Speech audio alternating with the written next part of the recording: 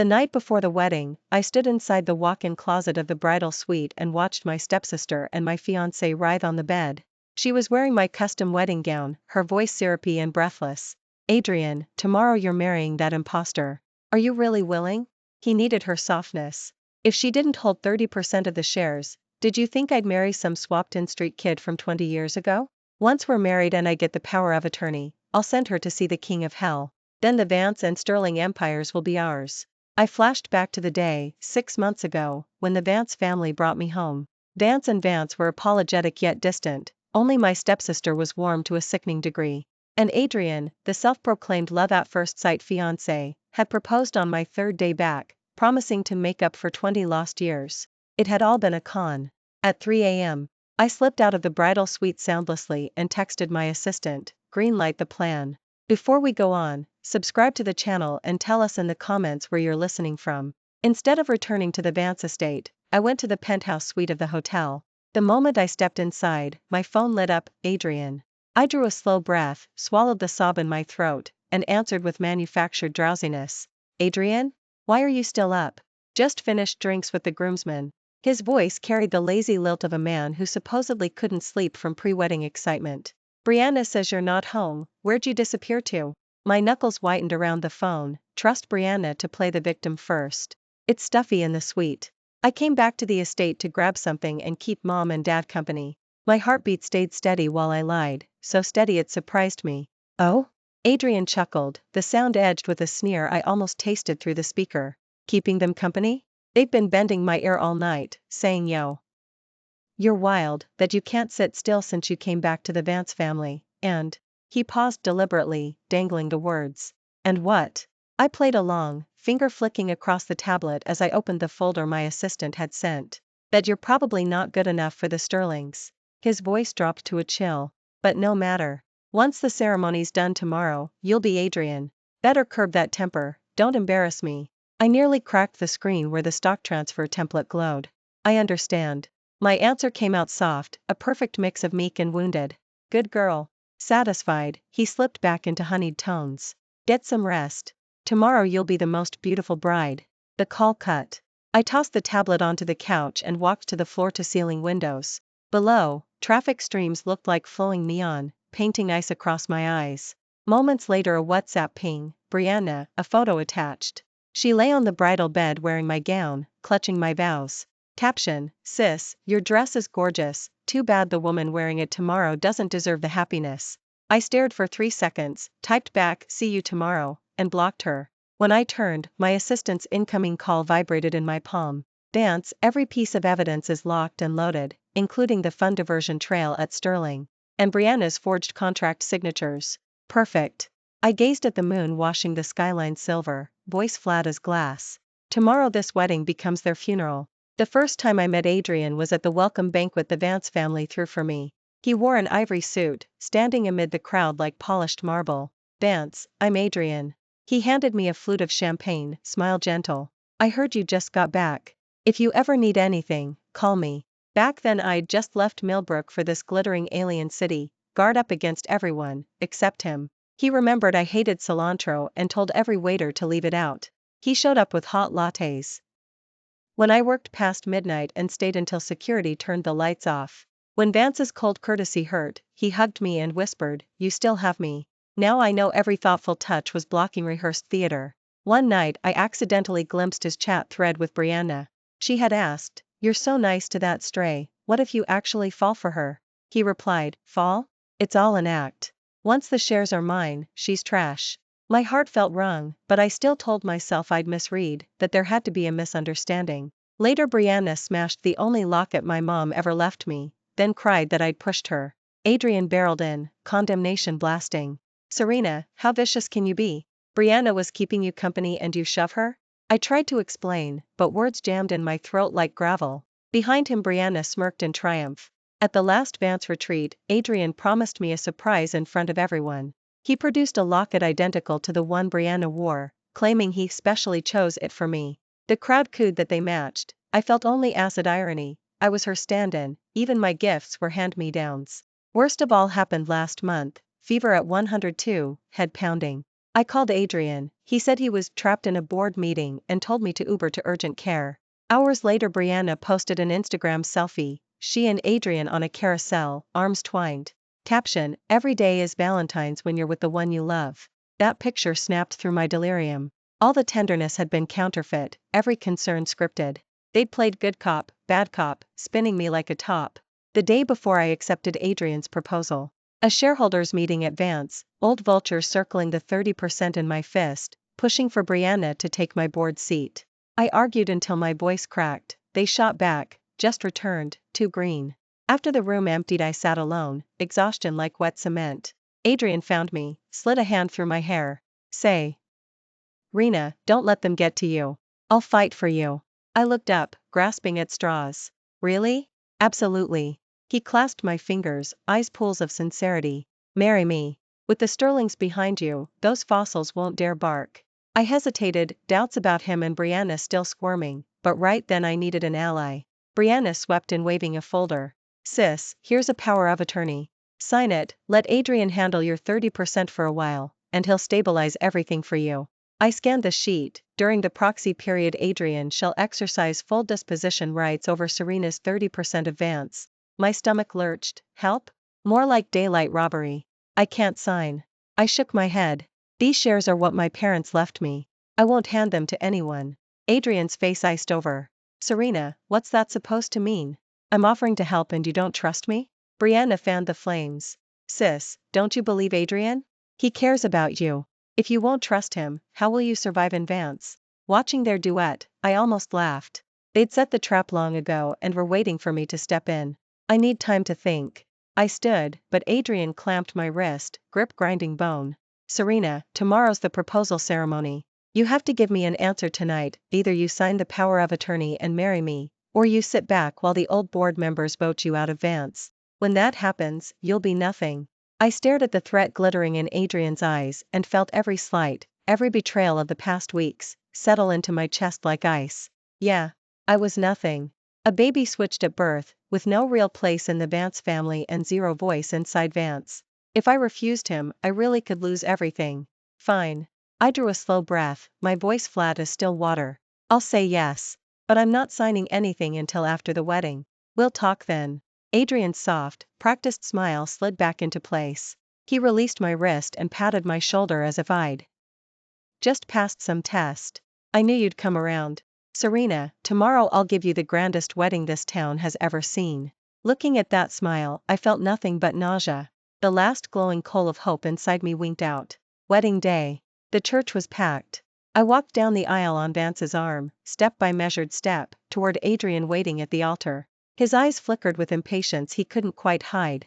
As I passed Brianna, she leaned in and whispered, "Congratulations, big sister." Oops, I meant, may you die happy. I didn't glance at her, I simply straightened my spine and kept walking.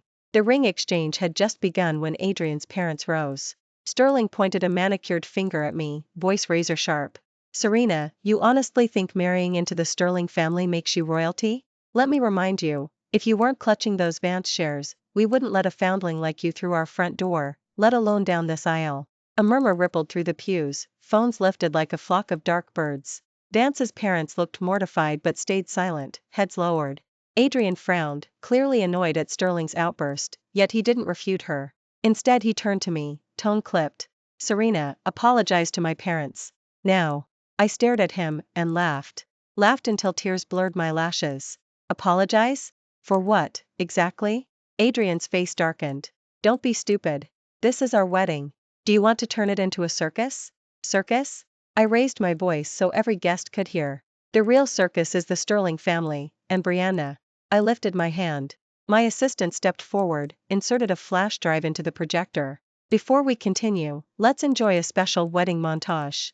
On the giant screen appeared last night's footage, Brianna in my wedding gown writhing on top of Adrian in the bridal suite, their obscene dialogue booming through the speakers. Gasps, shrieks, camera flashes. Adrian's complexion went liver purple. Serena, have you lost your mind? You recorded us? Brianna shook so hard her knees buckled, she cowered behind him, unable to face the crowd. Crazy? I walked to the screen and tapped the image of their tangled bodies. I'm perfectly sane. The crazy ones are you two, who thought I'd stay your puppet forever. I clicked to the next file. Here's the encore. Sterling diverted $50 million of public funds, and Brianna, Vance's project director, forged contracts to siphon $20 million more. All evidence has been forwarded to the authorities. They should arrive any minute to offer their congratulations. Chapter 2. The video kept looping. Whispers grew into a roar. Guests filmed, tweeted, tagged.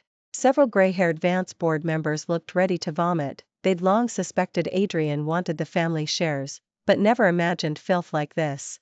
Adrian lunged for the flash drive. A bodyguard blocked him, straight-arming him back. His tie flapped like a noose as he screamed, "Serena, you bitch. You set us up." Brianna snapped out of her daze, screeching, clawing for my hair. "You ruined me. I'll kill you." Her nails raked my cheek, leaving a stinging red welt. I didn't flinch, I simply watched her thrash like a rabid dog. "Enough." Sterling shoved in front of her son, finger stabbing the air inches from my nose. "You backcountry orphan, pretending to be a Vance heiress? You cross the Sterlings and you'll be too toxic to set foot inside Vance headquarters, understand?" I chuckled, pulled a sheaf of papers from my clutch, and tossed it at her feet. "Sterling, check who really owns that beachfront condo your son bought you with embezzled money. Seems your boy toy's name is on the deed. Oh, and your daughter's Ivy League tuition? Wired straight from Sterling's secret account. Puppies are already with the DA." Her face bleached white, she reeled backward, heels scraping marble. At that moment uniformed officers strode up the aisle. "Adrian, Brianna, you're under arrest for embezzlement and contract fraud. Please come with us." Steel handcuffs clicked around Adrian's wrists. "I'll bury you, Serena. The Sterlings will crush you." Brianna collapsed, sobbing, clutching an officer's pant leg. "I was forced. Adrian made me do it. Serena framed me." No one answered her. The crowd parted, eyes full of contempt, as they were led away. Vance's parents lingered, conflict shadowing their faces. I touched the thin scratch on my cheek, then bowed to the assembly.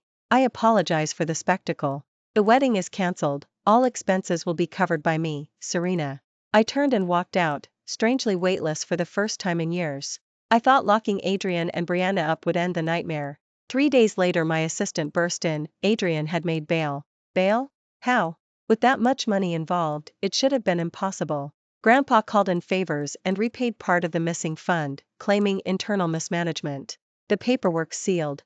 And Brianna, Vance personally collected her from detention, calling it youthful folly induced by Adrian. I snapped the pen in my grip, knuckles white. Power and cash, the magic eraser for every crime. That afternoon Adrian waited outside Vance headquarters, immaculate in black Armani, hair slicked back, the same gentle smile, only the venom in his eyes gave him away.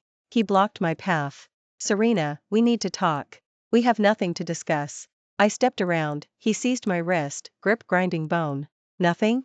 You think one stint in lockup means you've won? As long as the Sterlings breathe, you'll regret this. Those Vance shares will be mine." I jerked free and backed up. "You're deluded. Paying back a slice of the loot doesn't erase felony counts.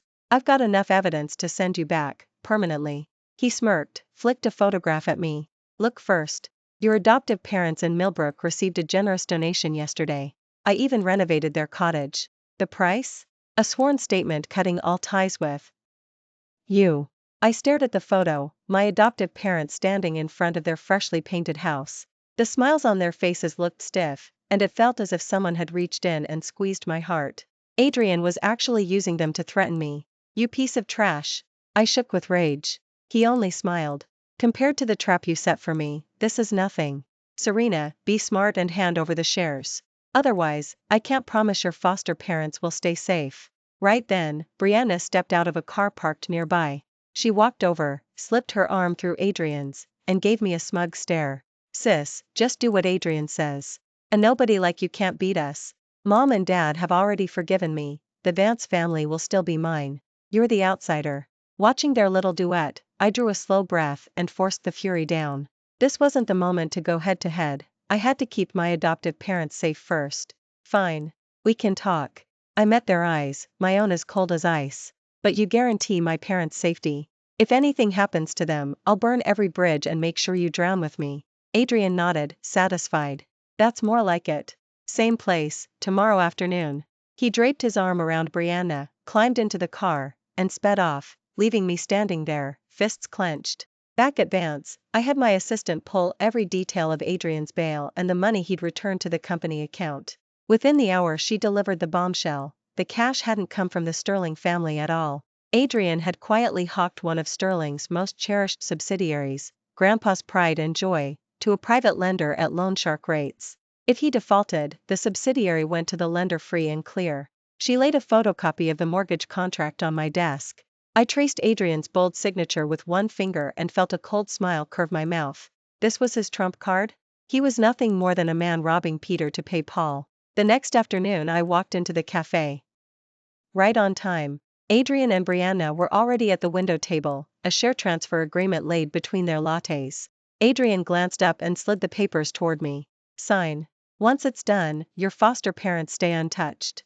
Brianna chimed in, don't drag this out, sis. Sign and we're all happy. I picked up the agreement, didn't read a word, and pushed it right back. I'm not signing. But I'll give you one chance. Adrian frowned. What chance? Go to Grandpa, confess you mortgaged the subsidiary, and admit Brianna faked the contract. Do that, and I might decide not to press charges. I kept my voice level. Refuse, and I forward this mortgage and your chat logs to Grandpa and every Sterling shareholder in the next 10 seconds. Adrian shot to his feet, face white. Have you been digging into me? Not just that.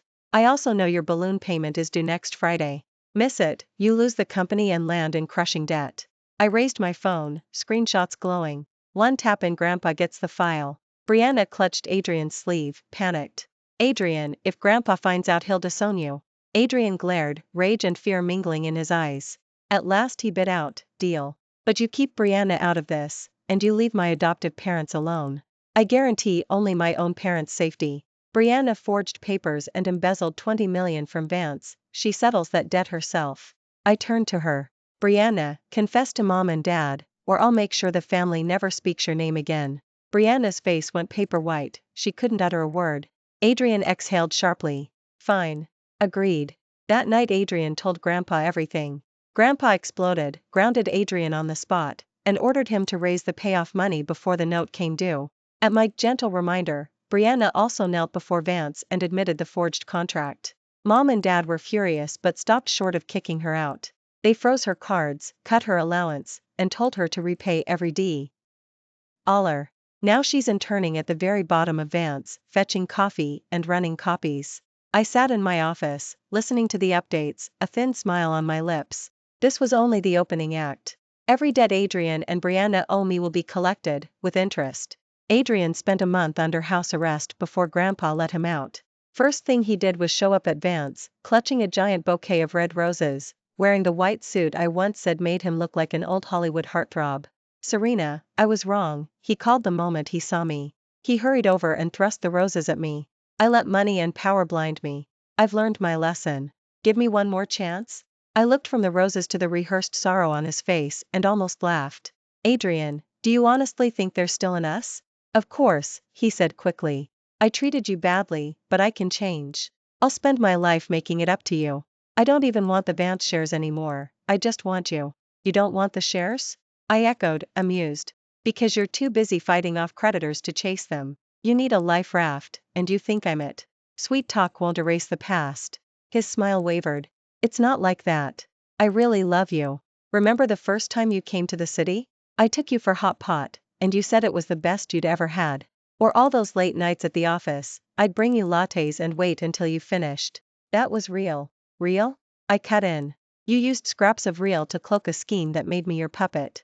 Now you're desperate, so you haul out the highlight reel and ask for forgiveness? You must think I'm still that naive little fool. I know I messed up, terribly, he choked, eyes reddening. He grabbed my hand. Serena, please. One more chance. I swear I'll cherish you forever. Let go. I wrenched free. We're done, Adrian. Don't come near me again. Serena, he stepped forward, but I was already in the elevator. The door slid shut on his stricken, furious face. I've seen this act before. The minute he's solvent again, he'll trade affection for advantage without a second thought. Never again. Once Brianna repaid the stolen money, her star in the Vance family crashed to earth. Mom and Dad didn't throw her out, but the golden child treatment stopped overnight. They assigned her to the ground floor trainee program, data entry, mail runs, supply closet inventory, real entry-level scout work. Brianna had never fetched so much as her own latte. The humiliation tasted bitter, and she blamed me for every drop. Today the executive wing is buzzing. Vance is about to pitch a joint venture with a Fortune 100 partner I personally courted for months. Brianna was in the meeting, too. She sat in the corner of the conference room, eyes pinned on me the whole time, the stare pure venom. Halfway through, we reached the slide with the project's core numbers. I told my assistant to open the deck and throw it on the big screen. But the instant the projector blinked, obscene photographs filled the wall. There I was, wrapped around a man I'd never seen in my life. Next came fake screenshots of flirty texts that sounded as if I'd written them. The room went church quiet, every head turned, shock and doubt crawling across their faces. An old Vance director furrowed his brow. "Serena, what on earth is this?" I froze. I had never laid eyes on those pictures or chats, they were clearly cooked. I snapped my gaze to Brianna. She was staring at the table, the corner of her mouth twitching in a secret grin. "They're bogus, digitally faked." I said at once. "Someone set me up." Brianna lifted her face, pretending to be stunned. "Sis, how can you say that? The photos look totally real, and the message timestamps line up exactly with your last overseas scouting trip. Don't tell me you pushed this partnership just so you could sneak off with that guy? If that's true, we should kill the deal. Vance could lose millions." The moment the words left her lips, the room erupted. The senior investors buzzed, some already proposing we halt the project and reopen a probe into my integrity. I looked at Brianna's smug expression, sucked in a slow breath, and steadied myself. "Everyone, the images and logs are fabrications." On my last overseas field visit, I was shadowed the entire time by my assistant and the full due diligence team. They'll vouch for every hour. Moreover, the cooperation with overseas Vance went through round after round of negotiation and on-site audits. Every procedure followed corporate governance, and the feasibility report has been in your hands for weeks. There is zero irregularity. I paused, then added, "As for these forgeries, I've asked IT to trace the source. We'll know the culprit shortly. I believe someone is deliberately sabotaging Vance's strategic alliance, hoping to crater the firm." Brianna's complexion flickered when she heard that. "Sis, don't you dare accuse me. I didn't do anything. We'll see what the forensics say." I stared straight at her. "Brianna, you'd better pray your fingerprints aren't on it, or you'll be escorted out of Vance, and into a courtroom." Less than half an hour later, IT delivered the verdict. The photos and chat logs had been manufactured with professional deepfake tools. The upload had come from Brianna's laptop IP address. Evidence ironclad, Brianna had nowhere left to hide. She collapsed into her chair, face chalk white. Her parents burst into the room. After one glance at the screen, they shook with rage. Vance jabbed a finger at her. "Wicked girl. How did the Vance family raise someone like you? You forged contracts to embezzle Vance funds. Now you try to torpedo our global initiative. You're dragging the whole family toward the abyss." Vance wiped her eyes, sobbing. "Brianna, how could you be so stupid? Apologize to your sister right now. Beg her to forgive you."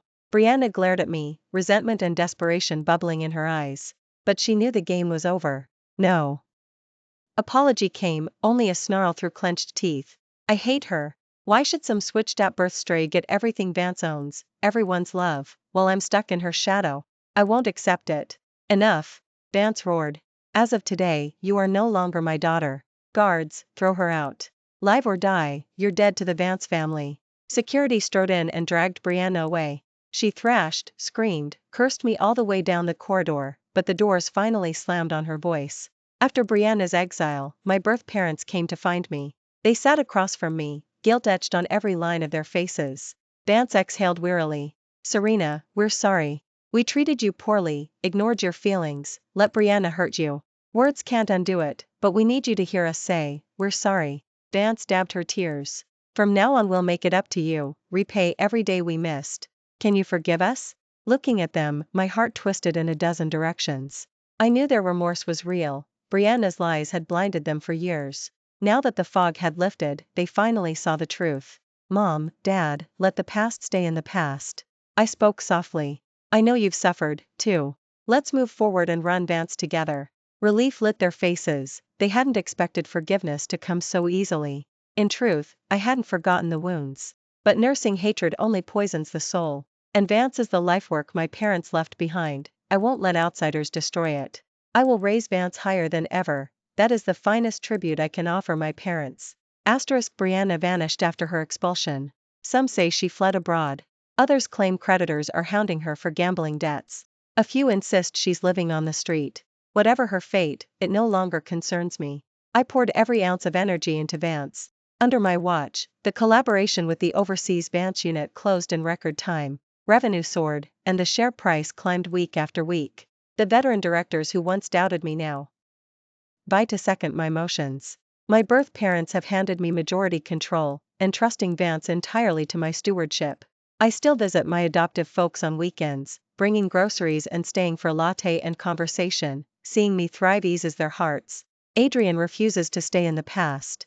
After repaying his bridge loan and saving his subsidiary, he relaunched his campaign. He waits outside Vance Tower with flowers, invitations to hot pot dinners, movie tickets, the full rom-com playbook. One evening he spelled out a giant heart of candles on the plaza below my office, dropped to one knee, and proposed in front of a crowd of smartphone cameras. Serena, I know I screwed up, again and again, but I've changed. All I want is you. I bought this ring months ago, will you marry me? Strangers cheered, chanting say yes. I glanced at the diamond, then at the onlookers, and answered calmly. Adrian, I've told you repeatedly, there is no us anymore. My life is full, and I don't need anyone barging in. Please stop coming.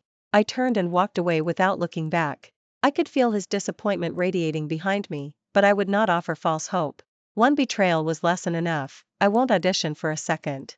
Since then, Adrian's visits have dwindled. At industry galas we exchange polite hellos and nothing more. I'm content on my own, a company I love, devoted parents on both sides, friends and colleagues who stand by me. I don't need a man to validate my worth, nor a wedding ring for security. Life is short, why live it for someone else? Thanks for listening. If you enjoyed the story, hit like and share it with friends. Tell us your thoughts in the comments, subscribe for more, and we'll see you next time.